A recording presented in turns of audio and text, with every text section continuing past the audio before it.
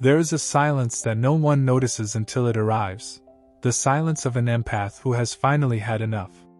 For months, maybe years, they gave everything. They became the steady shoulder, the open heart, the endless well of comfort.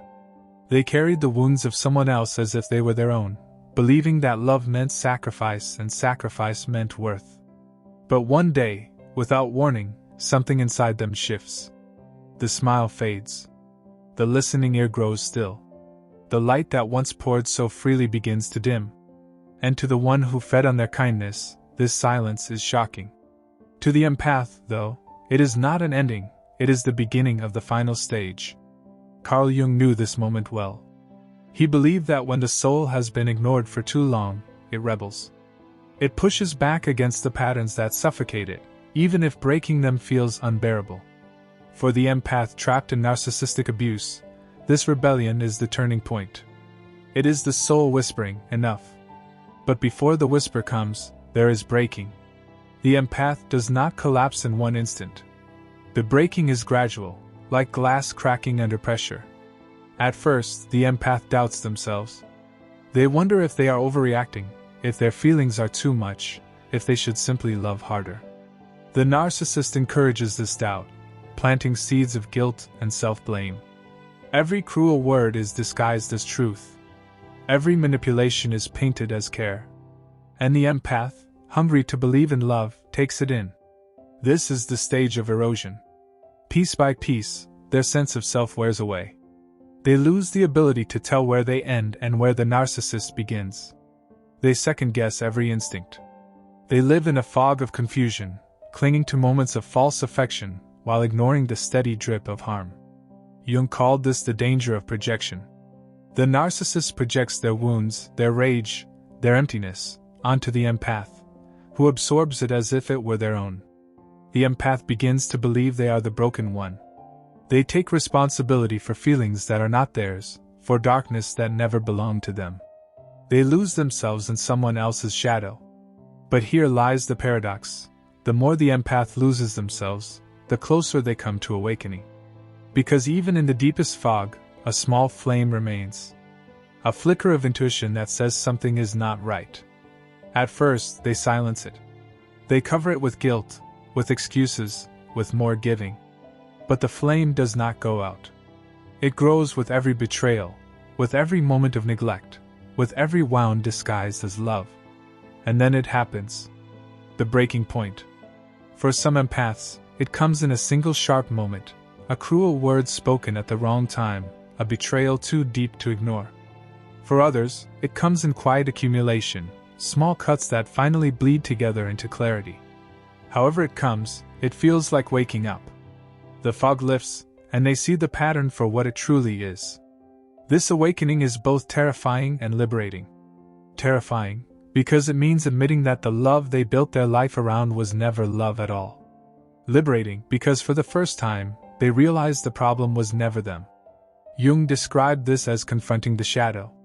The empath, in seeing the abuse clearly, is also forced to see their own patterns, their need to save, their fear of abandonment, their belief that their worth depends on giving. This is painful. It feels like betrayal from both sides, betrayal from the narcissist, and betrayal from their own old self. But it is also the doorway. The only way forward is through. And this is why the final stage begins not with fire, not with rage, but with silence. The empath does not explode. They do not scream. They simply stop. They stop explaining, stop defending, stop carrying. They step back. They withdraw. They let the silence speak. To the narcissist, this silence is the darkest revenge. It is a mirror they cannot escape. Without the empath's energy to feed on, they are left with themselves, and the emptiness they spent so long hiding. To the empath, however, this silence is survival. It is the beginning of individuation, the process Jung saw as the true path of the soul. For the first time, the empath begins to imagine a life outside the cycle. They begin to feel the weight of their own needs, their own voice, their own soul. They are not fully free yet. The chains of guilt and habit are still heavy. But the lock has cracked open. And this is where the journey into the final stage truly begins. Because the empath's silence is not just an end. It is a beginning. It is the path back to themselves. When the empath begins to step back from the narcissist's grip, the silence that follows is not only outside of them, it is inside too. At first, that silence feels unbearable. For years, maybe even a lifetime, they defined themselves by giving. By being the one who listened when no one else did. By carrying the pain no one else wanted to face. Without that constant role, they feel empty, as if they have lost not only the relationship but also themselves. And this is where Carl Jung's psychology shines a light on what is happening. He wrote that the soul demands wholeness, and when it is denied, it pushes us into the shadow. The shadow is everything we reject, everything we bury, everything we refuse to see. For the empath after narcissistic abuse, the shadow holds not only pain, but also their own unspoken needs, their anger, their boundaries, their right to exist without giving. Facing the shadow is terrifying. The empath begins to feel emotions they have long suppressed. Anger rises, sharp and unfamiliar. Resentment surfaces, burning against the memory of every time they were dismissed, devalued, or used. Fear creeps in, whispering that maybe they will always be abandoned if they stop giving. And shame coils around them, reminding them of every moment they stayed when they should have walked away. But here is the truth Jung understood: the shadow is not our enemy. It is the doorway. To reject it is to stay broken. To face it is to become whole. And so, slowly, the empath begins to look. They begin to see the patterns that bound them.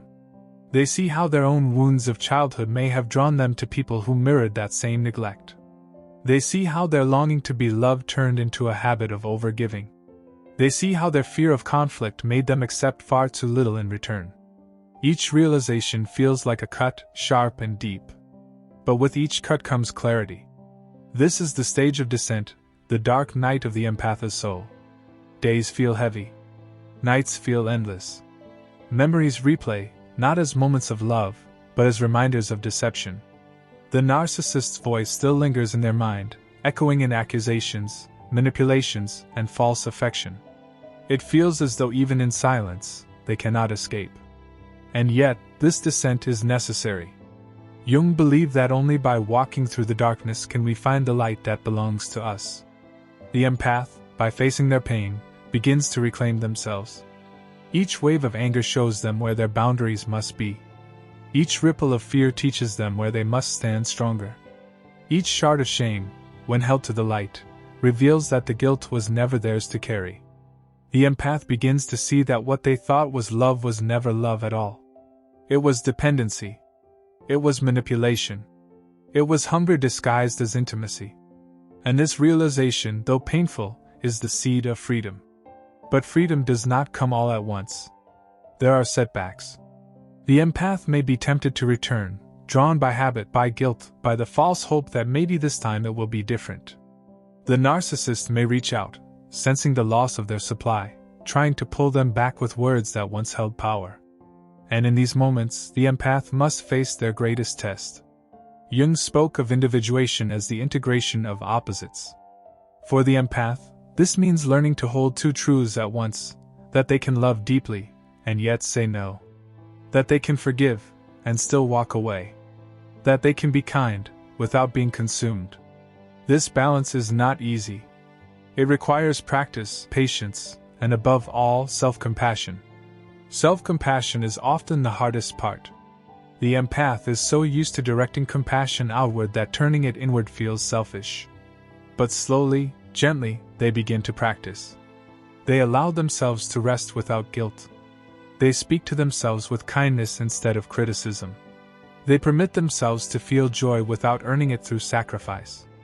And in these small acts, something extraordinary happens.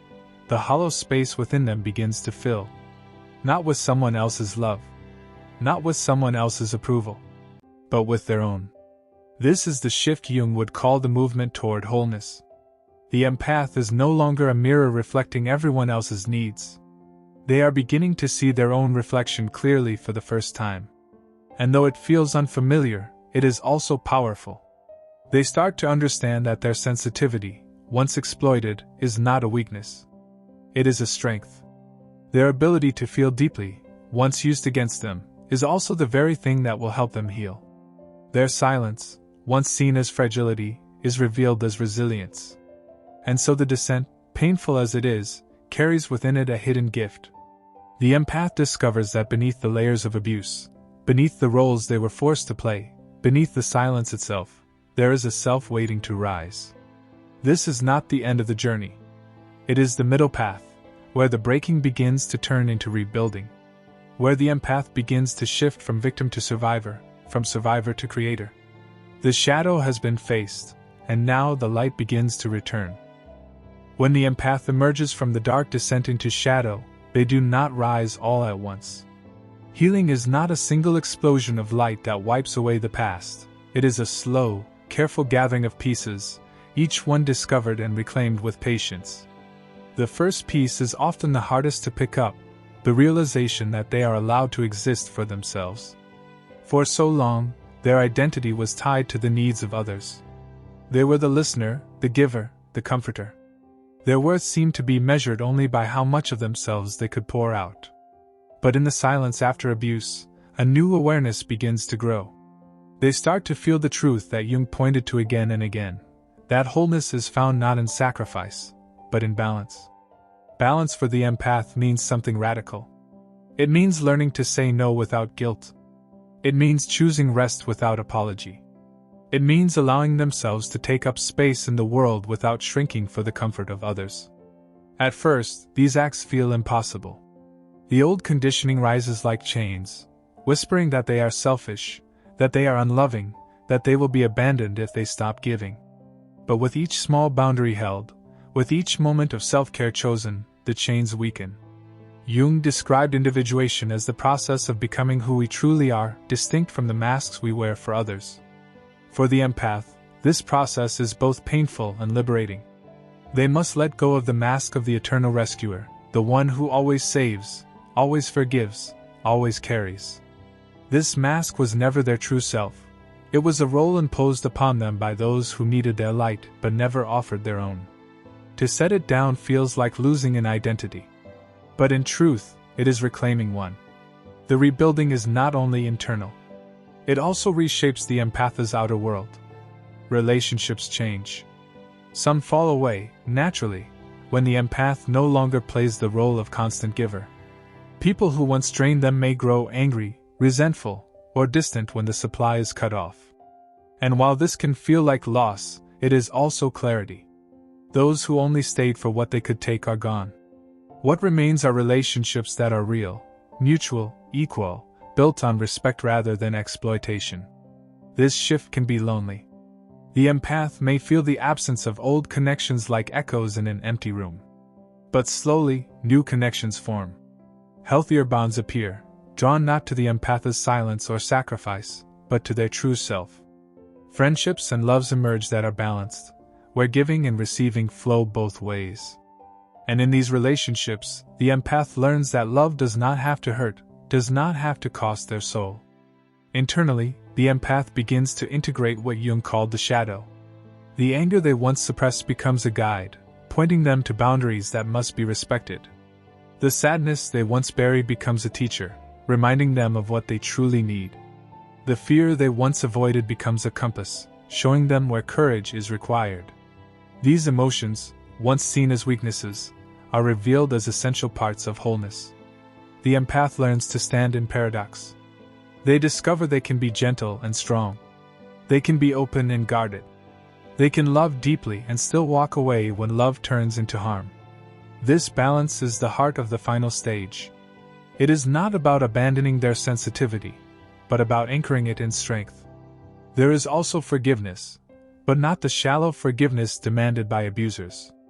This forgiveness is for themselves. They forgive the version of themselves who stayed too long, who believed too much, who gave too freely. They forgive not because they were wrong, but because they were human. They were doing their best with the heart they had. And in this forgiveness, the weight of shame begins to lift. As the empath rebuilds, they also begin to create. Creativity flows where silence once lived. Some write, some paint, some build new lives from the ground up. The energy that was once consumed by survival is now free to become expression. And in that expression, the empath discovers joy that is no longer tied to another's approval. Jung believed that the final goal of the psyche was self-realization, a state where the individual lives authentically, no longer trapped in masks or shadows. For the empath, rebuilding leads directly to this realization. They no longer measure their worth by how much they give away. They measure it by their simple existence, by the truth of who they are. And so, step by step, the empath transforms. They move from the silence of survival to the voice of truth. They move from emptiness to fullness. They move from being consumed by others to living in harmony with themselves. This is not the end of the journey. The scars remain. The past does not vanish. But the empath no longer lives defined by that past. They carry it as wisdom, not as chains. They see clearly now that their sensitivity is a gift, not to be used against them, but to be guided wisely. And in this wisdom, the empath stands stronger than ever before. There comes a moment, quiet at first, when the empath realizes they no longer feel like prey. They are no longer walking through life on guard, scanning every room for danger, bracing for the next betrayal. Something inside has shifted. The trembling has stilled. The old hunger to be seen, to be loved at any cost, has burned itself out. What replaces it is not bitterness, but clarity. This clarity is the beginning of their power. For years, perhaps decades, the empath lived in patterns of self-erasure. They gave endlessly, they forgave endlessly, and they endured silently. The narcissist, the manipulator, the taker, all fed on that endless stream of light. But when the empath faces their shadow, when they reclaim their pieces, they awaken to a truth that changes everything. I do not exist to be consumed. This awakening is not a dramatic explosion. It is more like dawn, slow, steady, unstoppable. With each boundary set, each choice made for themselves, each time they refuse to collapse back into the old role, the light grows brighter. They are no longer just healing wounds.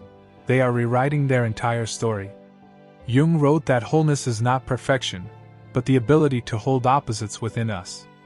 For the empath, the rise into power means embracing their sensitivity without letting it enslave them. They can feel deeply, but they no longer drown in those feelings. They can love fully, but they no longer sacrifice themselves to prove that love. They can forgive, but they no longer forget their worth. They have become paradox made flesh, both soft and unbreakable. At this stage, the empath begins to attract different energies into their life. People sense the change. Abusers can no longer enter so easily, because the empath now carries an invisible shield, the authority of someone who knows their own value. Manipulators sense it and recoil, because exploitation thrives only where doubt lives. And instead, healthier, more authentic souls begin to gather. The empath's circle shrinks, but it strengthens. Internally, a new voice rises. It is not the old critic that whispered, "You're not enough." Nor is it the old pleaser that begged, "Give more, love more, forgive more." This new voice is firm, calm, steady. It says, "I know who I am. I know what I will allow. I know what I deserve." This voice is the self that Jung described, the center of the psyche, the place of wholeness that emerges after shadow and mask have been integrated. The empath, once broken by abuse, now stands in the self like a tree rooted deep in the earth. Storms may come. Memories may rise. Grief may still ache. But nothing uproots them anymore. Their roots run too deep, nourished by every trial they have endured.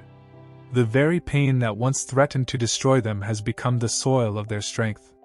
There is a spiritual dimension to this rise.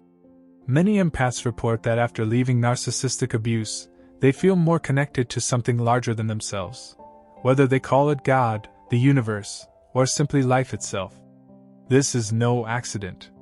Jung himself believed that individuation was not merely psychological, but spiritual. The deeper we integrate, the closer we move to the archetypal self, the divine image within.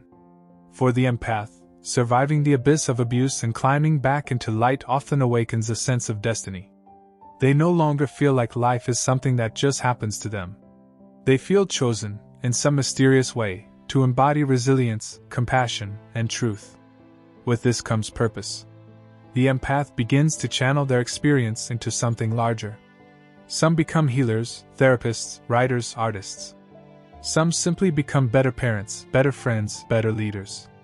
Whatever the form, their suffering is not wasted. It becomes fuel for service, expression, and creation. And unlike before, this service does not drain them. It strengthens them, because it comes not from a desperate need to be loved, but from the overflowing of a self already whole. The narcissist may still exist in their memory, but they no longer dominate it. The empath looks back not with longing, nor with hatred, but with a kind of detached understanding. That was a chapter. It taught me what I needed. And it ended. They are no longer bound to that story. They have outgrown it. And perhaps most importantly, the empath begins to experience joy again. Not the fragile joy that depends on another's approval, but a quiet, steady joy in simply being alive. They find beauty in small things: the sunlight through a window, the sound of their own laughter, the freedom of solitude. This joy is unshakable, because it does not come from outside.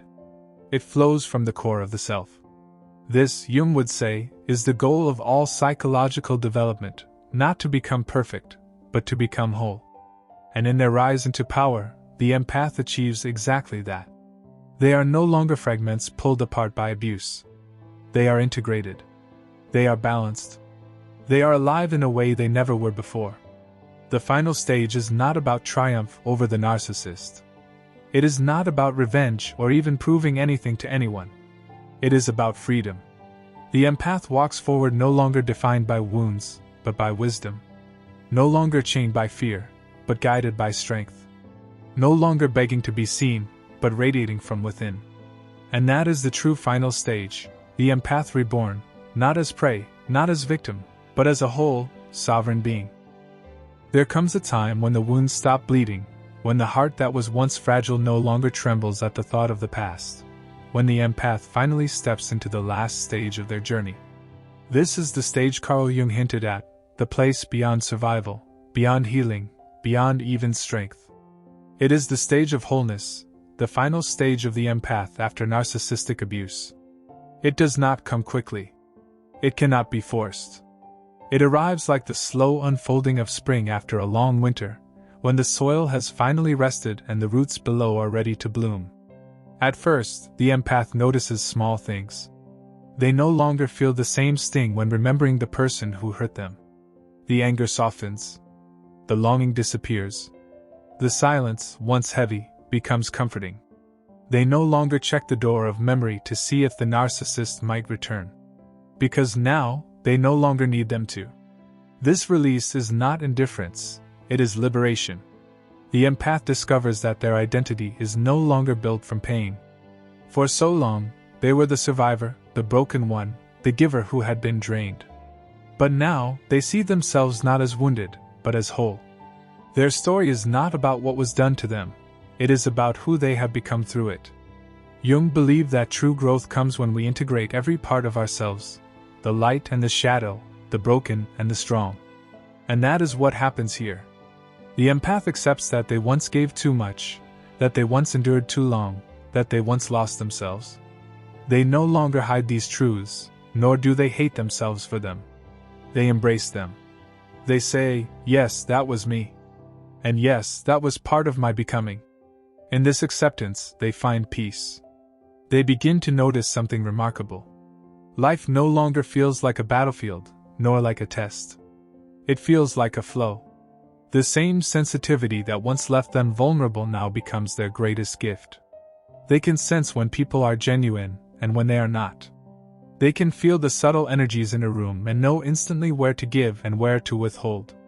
Their intuition sharpens into wisdom. What was once survival becomes mastery. This mastery transforms everything.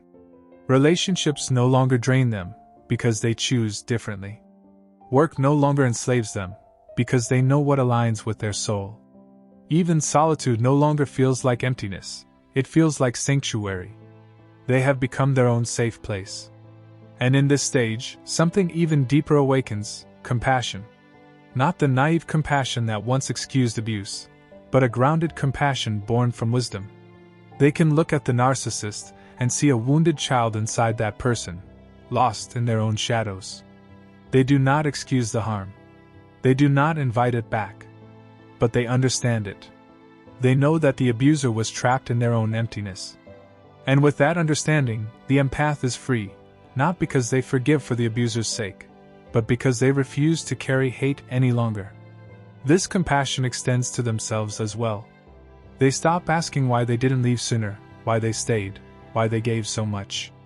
They look at their younger self, the self who loved too hard, who endured too long, and they say, "Thank you. Thank you for surviving. Thank you for loving, even when it was not returned. Thank you for carrying us here, to this place where we can finally rest." This is the essence of the final stage, self-acceptance so deep that the past loses its grip. And then, a new chapter begins. Many empaths, at this stage, feel called to create. Some write books or poems. Some paint or sing. Some build communities. Others simply live with a presence that heals everyone they touch. Their pain is no longer a prison, it has become a wellspring. And from this wellspring, beauty pours out effortlessly. Jung wrote that individuation, the process of becoming whole, is not the end of the journey, but the beginning of true life. And so it is for the empath. Once they have integrated their pain, their shadow, their light, they step into the world not as fragments, but as a complete being. They no longer orbit around others, desperate for warmth. They are their own sun, radiant and steady. This radiance is the final revenge, if one still wants to call it that. Not the revenge of silence, nor the revenge of success, but the revenge of existing fully, joyfully, freely. The narcissists, bound to their emptiness, can never touch this. They cannot even imagine it. But the empath, once broken, now lives it. And so the story closes. The empath who once wept quietly in the night now walks with calm strength. The empath who once doubted their worth now radiates it effortlessly. The empath who once thought their sensitivity was a curse now sees it as the source of their deepest wisdom. The final stage is not about forgetting the pain, nor about erasing the past. It is about weaving it all into a tapestry of meaning, where even the darkest threads give depth to the pattern. It is about standing in the fullness of who you are, without apology, without fear, without chains. And perhaps, most of all, it is about peace. The empath, after all the storms, finally comes home to themselves. And that home cannot be taken, cannot be broken, cannot be destroyed. This is the final stage. The stage of freedom. The stage of wholeness. The stage where the empath, at last, becomes complete. And in this quiet, steady wholeness, they are untouchable.